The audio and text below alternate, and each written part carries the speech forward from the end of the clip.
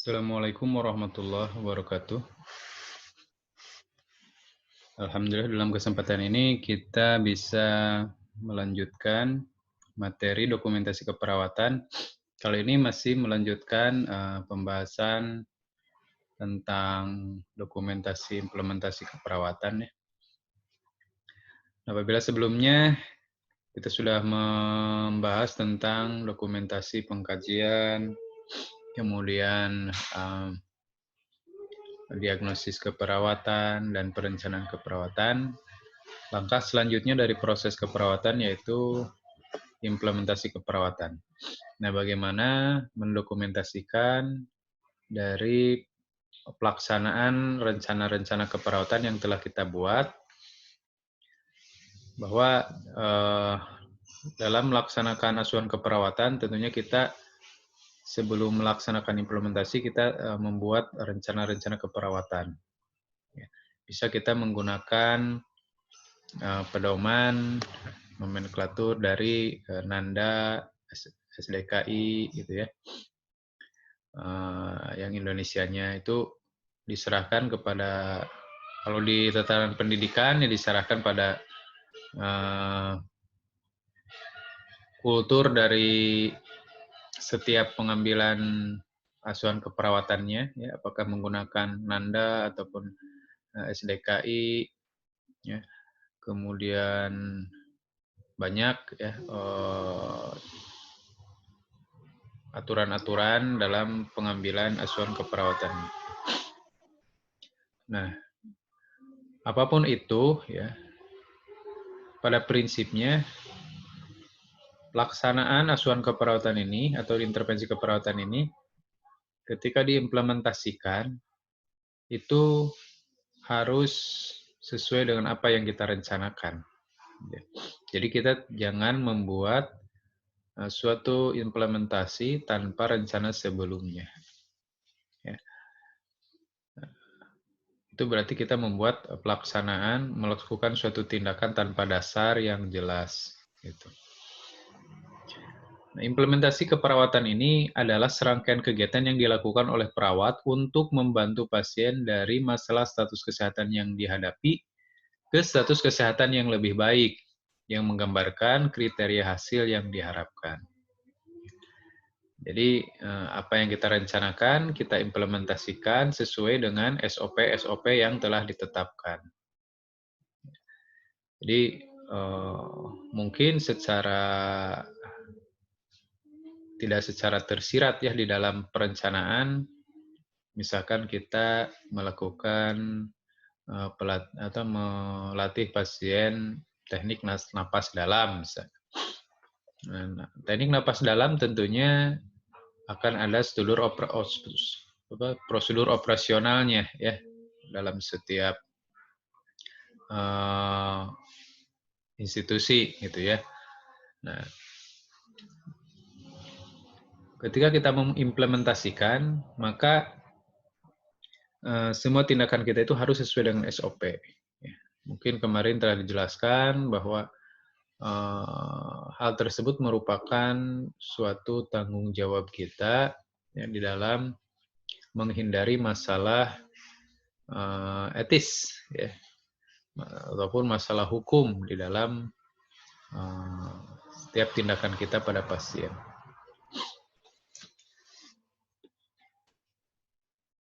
Ya, di sini tujuan dari implementasi keperawatan merupakan serangkaian kegiatan yang tidak bisa dipisahkan ya dari rangkaian-rangkaian sebelum implementasi ini. Ya, tujuannya jelas adalah fokus pada pasien, itu meningkatkan status kesehatan. Ya, dari yang sakit menjadi lebih baik, menjadi lebih sehat. Nah, apabila dalam level sehat menjadi mereka pasien itu mampu mempertahankan status kesehatannya ya, sampai pada status kesehatan yang optimal ya. Status kesehatan optimal itu tandanya secara umum adalah bahwa pasien mampu mandiri ya di dalam memenuhi segala kebutuhan manusianya gitu ya, dalam setiap aktivitasnya mandiri. Jenis implementasi keperawatan yang pertama adalah independent implementation. Adalah implementasi yang diprakarsai sendiri oleh perawat untuk membantu pasien dalam mengatasi masalahnya sesuai dengan kebutuhan. Jadi keperawatan memiliki area yang independen, artinya bebas kita mau mengintervensi apa sesuai dengan keilmuan kita, ya, tanpa perlu adanya pandangan dan tanpa adanya perlu konsultasi dengan tenaga kesehatan lain. Ya, contoh misalkan di sini membantu dalam memenuhi activity daily living, ya, dalam pemenuhan makan, minum, ya, kemudian mobilisasi. Nah, itu apa namanya, kita bantu, ya. Di sini perlu kreativitas dari perawat, ya. Bagaimana jenis aktivitas yang ingin kita penuhi, ya, apakah makan, minum, seperti itu. Tentunya dengan batasan-batasan sesuai dengan kemampuan pasien, ya. Jangan kita memberikan apa namanya, latihan misalkan, ya, untuk meningkatkan kemampuan ADL-nya, tapi kita tidak apa namanya, memperhatikan status awal pasien, gitu. Pasien fraktur baru 3 hari disuruh untuk apa latihan menggunakan alat bantu jalan misalkan. Nah, kita juga harus memperhatikan teori-teori, ya, berdasarkan teori berapa hari penyembuhannya, tanda-tanda yang sudah siap atau ready dalam apa namanya, memberikan latihan alat bantu jalan atau bagaimana, ya, sesuai step-stepnya gitu, ya. Kita bantu dulu misalkan karena pasien masih lemah, masih merasa pusing, kita bantu duduk dulu gitu, ya.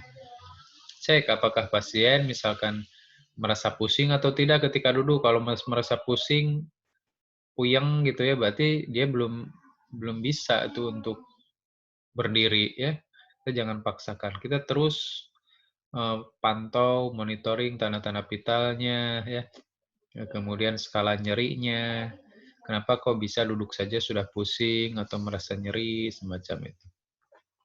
Kemudian dalam hal perawatan diri atau personal hygiene, jelas ini, ya. Orang yang sakit atau apalagi yang sehat itu pasti perlu perawatan diri, ya, kebersihan, estetikanya, kecantikan, kerapihan, ya, kewangian gitu, ya. Jangan kita abaikan, ya, jangan sampai pasien kita itu menjadi kucal gitu. Memang dia sakit gitu, ya, sakitnya sakit kronis gitu, tapi penampilan gitu, ya, kebersihan itu harus kita tetap jaga gitu. Ya, cek apakah pasien membawa alat-alat kebersihan sendiri, membawa alat-alat estetika sendiri, ya, sisir, kalau perempuan bedak mungkin, ya, pembersih gitu, ya. Cek apakah dia bawa tidak, ya. Kalau bawa, ya, kita bisa fasilitasi bagaimana dia mempertahankan estetikanya gitu, ya. Meskipun dia sakit tapi harum, rapi, kan itu lebih mantap, ya, lebih elok gitu, ya. Pasien juga lebih positif nantinya. Jangan kita abaikan, wah dia mah sedang sakit, malum, awut-awutan ge. Nah, itu salah, ya, jelas. Jadi kita perhatikan hal tersebut. Kemudian mengatur posisi, menciptakan lingkungan yang terapeutik, ya, lingkungan yang mendukung juga sangat menunjang dari peningkatan status kesehatan, ya. Lingkungan rumah sakit memang dinilai suatu yang kurang nyaman, ya, bagi setiap pasien gitu. Tidak ada pasien yang betah di rumah sakit lama-lama, ya. Ya, kecuali mungkin yang tidak punya rumah ataupun tidak bisa makan gitu, ya. Tidak susah cari makan, yang mungkin di rumah sakit dirawat, diberi makan, dimandiin gitu. Itu sangat jarang sekali gitu. Memang ada sih, ya, ada gitu.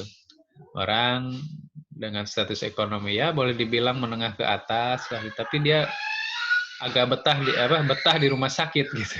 Nah, kenapa? Dengan di rumah sakit perawat bisa merawat dirinya, memberi makan, berkomunikasi gitu ya. Karena di dalam keluarganya atau rumah tangganya itu nggak ada gitu ya, yang menyediakan makan, yang berkomunikasi dengan dia sehingga dia dengan berbagai alasan ingin masuk ke rumah sakit gitu ya.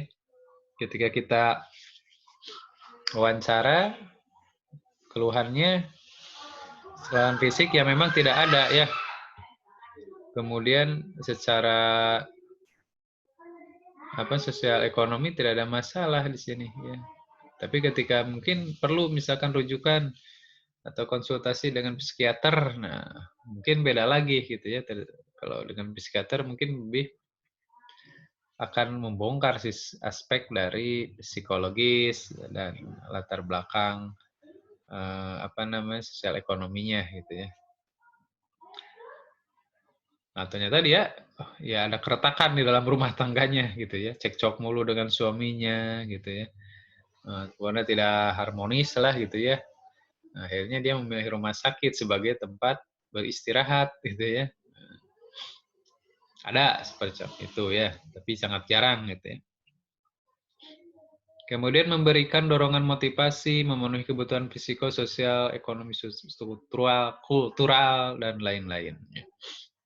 Intinya apapun yang rencana yang kita buat, ya, kita implementasikan sebaik-baiknya. Ya. Tentunya di sini dengan memperhatikan SOP-SOP yang sudah ada, ya seperti itu. Kemudian juga interdependent atau collaborative implementation adalah tindakan keperawatan atas dasar kerjasama tim keperawatan dengan tim kesehatan lainnya.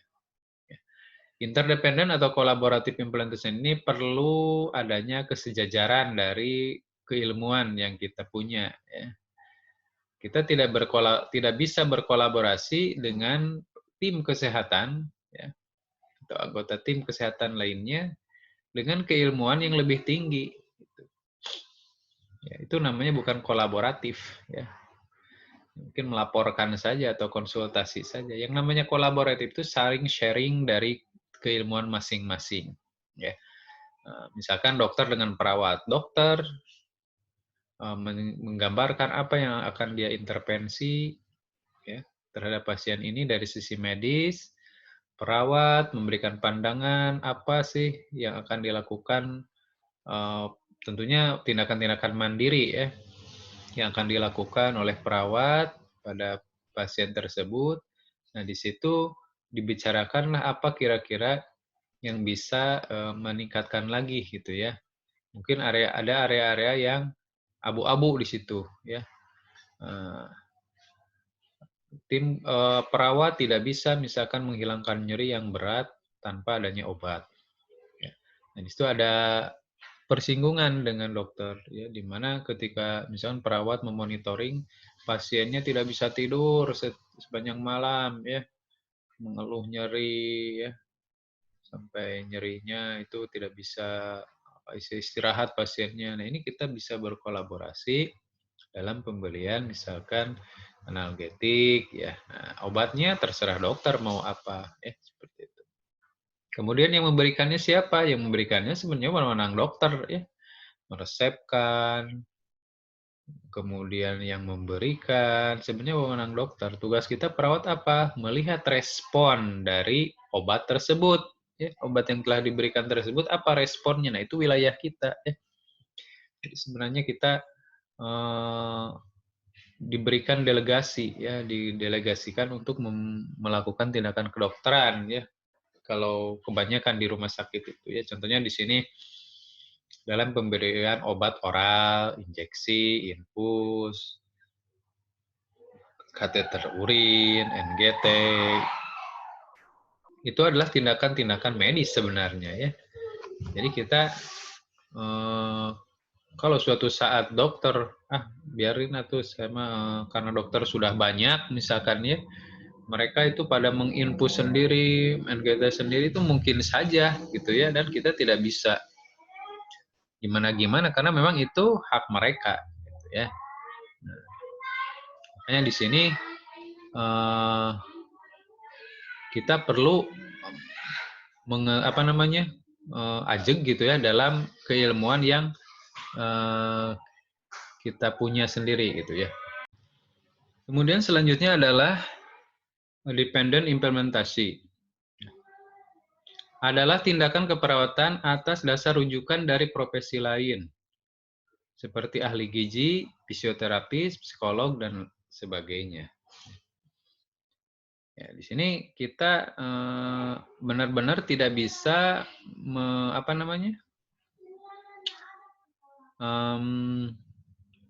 memberikan tindakan apa-apa, gitu ya.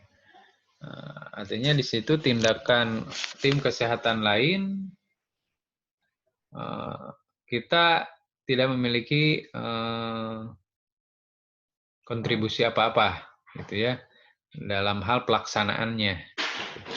Tapi tetap di dalam monitoring atau respon terhadap tindakan tersebut adalah hak kita, gitu ya, tugas kita, gitu ya. Nah, misalkan di sini pemberian nutrisi pada pasien, ya tentunya kalau formula nutrisi apa yang terkandung atau jenis makanan apa yang diberikan yang cocok dengan diagnosis medisnya atau kondisi pasien itu diserahkan pada ahli gizi. Pasiennya diare, ya tentunya diet diare. Pasiennya DM, tentunya diet yang khusus pasien DM. Pasiennya hipertensi, ya tentunya ahli gizi akan menyesuaikan nutrisi yang sesuai untuk kondisi tersebut, gitu ya. Nah, kita tidak bisa memberikan advice apa-apa ya kepada ahli gizi dalam memformulasi jenis nutrisi yang diberikan. Kemudian latihan fisik atau mobilisasi fisik sesuai anjuran fisioterapis. Nah, fisioterapis juga merupakan salah satu bagian dari tenaga kesehatan. Biasanya fisioterapis ini adalah membantu bagaimana pemulihan pasien pada saat recovery, terutama dalam meningkatkan fungsi dari status fungsionalnya, ya, mobilisasi fisiknya dan sebagainya, atau recovery ya pada saat recovery. Jadi pasien secara penyakit akutnya sudah sembuh, sudah stabil, ya. Nah, ini ditingkatkan lagi fungsi motoriknya terutama ya. Ini adalah tugas fisioterapis. Ya, misalkan pada pasien stroke ya, kejadian akutnya sudah beres, sudah tertangani, pasien sudah stabil. Nah, bagaimana pasien dapat memiliki fungsi pergerakan yang lebih baik lagi gitu ya. Ini fungsi mereka. Prinsip implementasi keperawatan yang pertama berdasarkan respon pasien. Jadi kita melihat atau melaksanakan tindakan itu atas dasar respon pasien. Respon pasien. Di sini implementasi atau rencana yang kita buat, ya, rencana kita buat mungkin akan sedikit berbeda dengan apa yang kita implementasikan, ya. Karena di dalam tahap implementasi juga ada unsur pengkajian juga, ya, disesuaikan, gitu. Kita mengkaji misalkan pasien ketika dikaji skala nyerinya, mungkin skala nyerinya 3. Ya. Ketika kita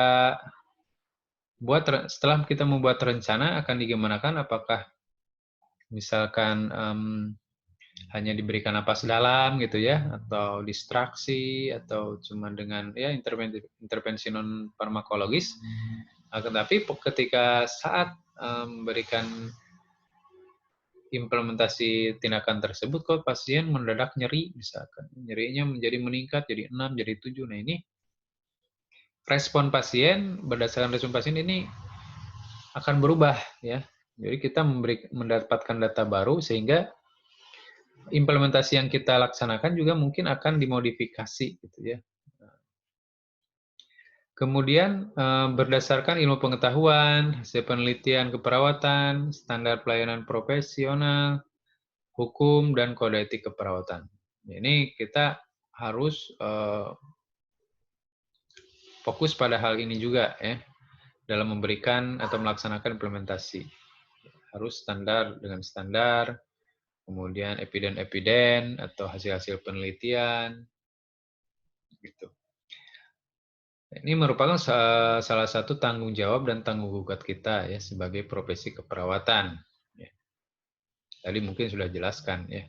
Jadi intinya kita taat saja pada SOP gitu aja ya. Ketika kita melaksanakan suatu tindakan, taati SOP atau peraturan-peraturan yang sudah ditetapkan di institusi tersebut. Berdasarkan penggunaan sumber-sumber yang tersedia, kemudian sesuai dengan tanggung jawab dan tanggung jawab profesi keperawatan, mengerti dan dengan jelas pesanan-pesanan yang ada dalam rencana intervensi keperawatan. Kemudian harus dapat menciptakan adaptasi dengan pasien sebagai individu dalam upaya meningkatkan peran serta untuk merawat diri sendiri. Itu prinsip-prinsip dalam implementasi. Ya, bagaimana kita dalam implementasi ini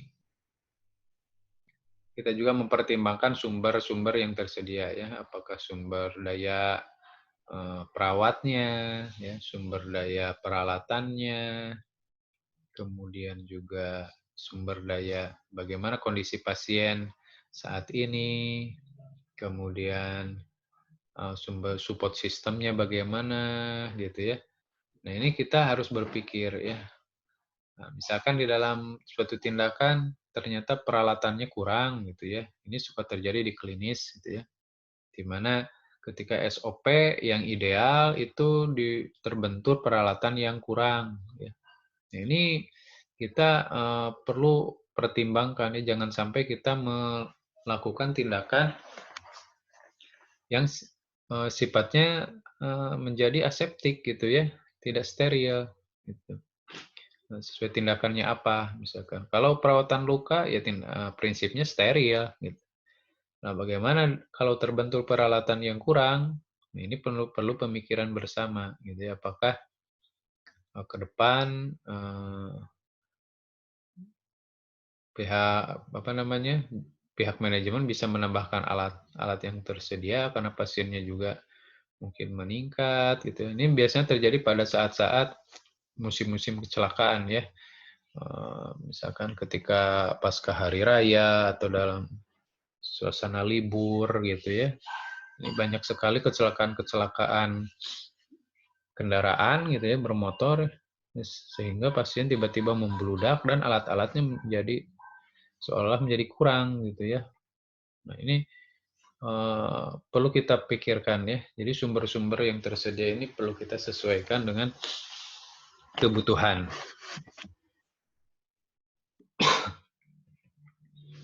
Kemudian menekankan pada aspek pencegahan dan upaya peningkatan status kesehatan.